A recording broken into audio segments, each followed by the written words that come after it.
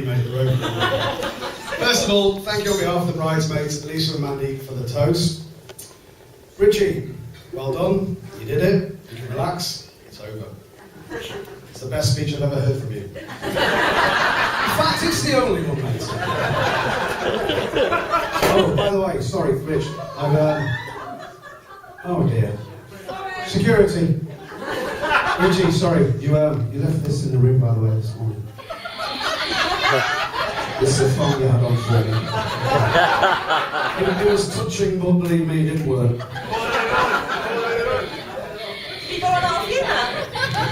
The things he tried to do with me last night, Caroline. I can't repeat this, kids. For those who don't know me, I'm Matt. I've been Richie's partner, boyfriend, sidekick for the past 16 years, from working to nightclubs, drinking in them, to get kicked out of them, and a little bit more. I first met Richie when we worked in a nightclub over here called the Buzz Bar. The nights passed us by. It all started with Richie being the polite Geordie that we all know, being at a loose end on our night off. He suggested that we go into town to see the sights. Sound. Now I thought that him being 22 at the time and older than me, that this was his cue to be responsible.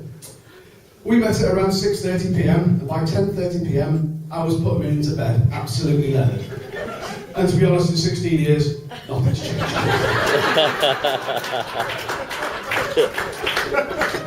You couldn't really ask for a more loyal friend than Richie. He's thoughtful, kind, and considerate, especially when it comes to buying the first round. It's your round, and he won't listen otherwise. He's always there in the face of trouble. In fact, some might say trouble follows him around. Just ask him about the time a 13-year-old broke his nose on the way home from a pub. Which leads me to Richie's stupidity. Now, Richie's got enough of this to give away and still have reserves. Oh, Rich, I'm telling you where you're going now. All the way.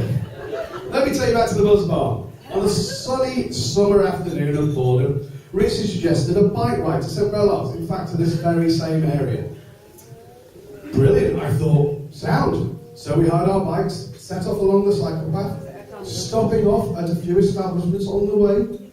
By the time we were on our way back, about 10 pints later, we were riding along the cycle path.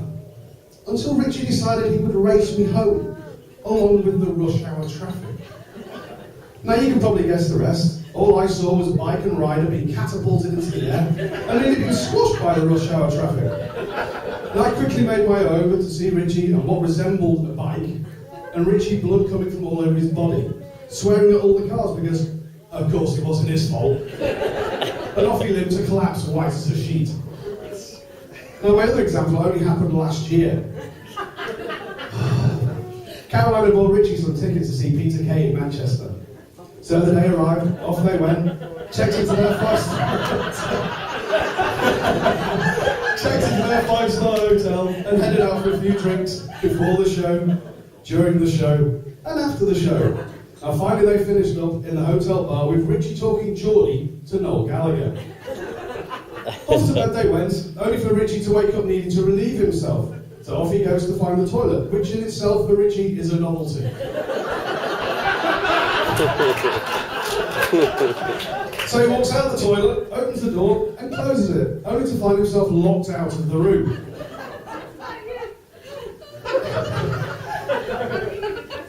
He tried in vain to wake Caroline, but she had her usual 6 bottles of Pinot Grigio and was unconscious. This left Richie in somewhat of a dilemma, so he did what everyone would do. He passed out. On the floor, only to wake a few hours later, still locked out, and still naked. So off he trots to the 5th floor reception, hiding behind artificial leaves, so as not to expose himself and explain to reception his predicament, to which you can only imagine their reaction. Now, Richie and women. Richie and women go like a hand in a glove. They complement each other. Whenever there is a chance Richie can dress up as a woman, he's there with bells on. Drag seems to be his favourite. Never more proved than when at a friend's house at about 7:30 in the morning, after a night of clubbing, we needed a volunteer to go to Spa for some beer. And within 5 minutes a date had been arranged, and Richie's hand went up like a shot. He was out to buy beer in Spa, in a French maid's outfit. Borrowed. Off Richie goes, completed the heels to Spa, came back with a crate of Carling, not looking bothered in the slightest. And I don't think they ever got the outfit back, because he kept it for a bit of me time. Now, me time. Me time is something no other man should ever see, unless you happen to be one of Richie's mates. Numerous times, I and others have walked into Richie's flat to see Richie and Kleenex as one. Please stop now or lock the door.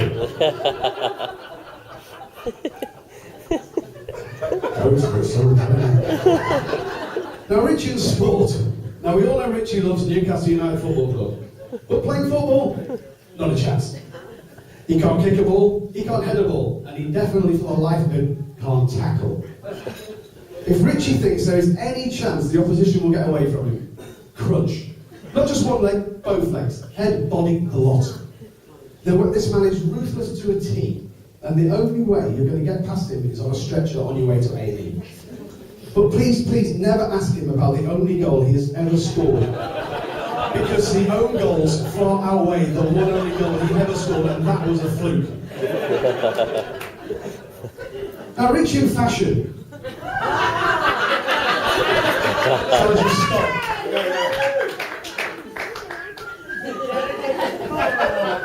Richie is a leader in the fashion state, or at least he thinks he is. Many a time they have spent obscene amounts of money on clothes that, well, wouldn't look out of place on the Moulin Rouge. Most recently, a Brokeback Mountain shirt that I think if he had had his way, he would have all wearing today. So Caroline, thank you for choosing our outfits, otherwise I think we'd all be checking our heels.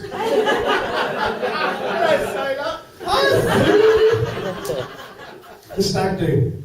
Thank you for those who returned, many of us mentally tortured and scarred.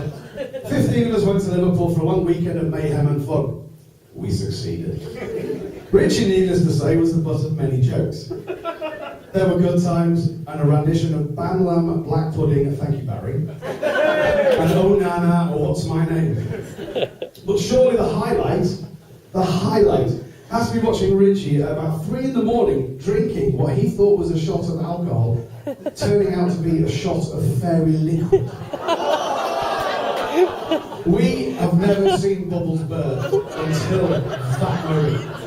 Brilliant. Thank you. Funny. Richie and Caroline. Richie and Caroline met back in 1995 when Caroline was very impressionable. Saying that, he must have made an impression because they stayed friends until Richie left Jersey for a brief time in 1997. Forward to Christmas 1999, Caroline had been in Australia with some friends of ours, and we'd been talking and the subject of Richie came up. Upon my returning to Jersey in April 2000, Richie was living in London, and we would talk, or rather, he would talk at length about Caroline, whether I had seen her, talked to her, and if I had to pass on his regards. He was coming over to Jersey in July, and if she liked it or not, they would be meeting up. This is probably the only time Richie's ever told Caroline what she's going to do. Strangely though, Caroline thought the same, and when they met each other, it was like ants meeting death all over again. And they've been inseparable ever since. Caroline's been out with a fair few Richies, this has to be said. In fact, this is Richie number 3. But I don't think there are any more left on the island, so I'm sorry, we're stuffed. So Caroline, thank you for taking him off our hands. We wish you all the luck and happiness in the world. Finally, I would like to raise a toast to our hosts tonight, Terry and June. So could you all be please upstanding one last time for our hosts, Terry and June.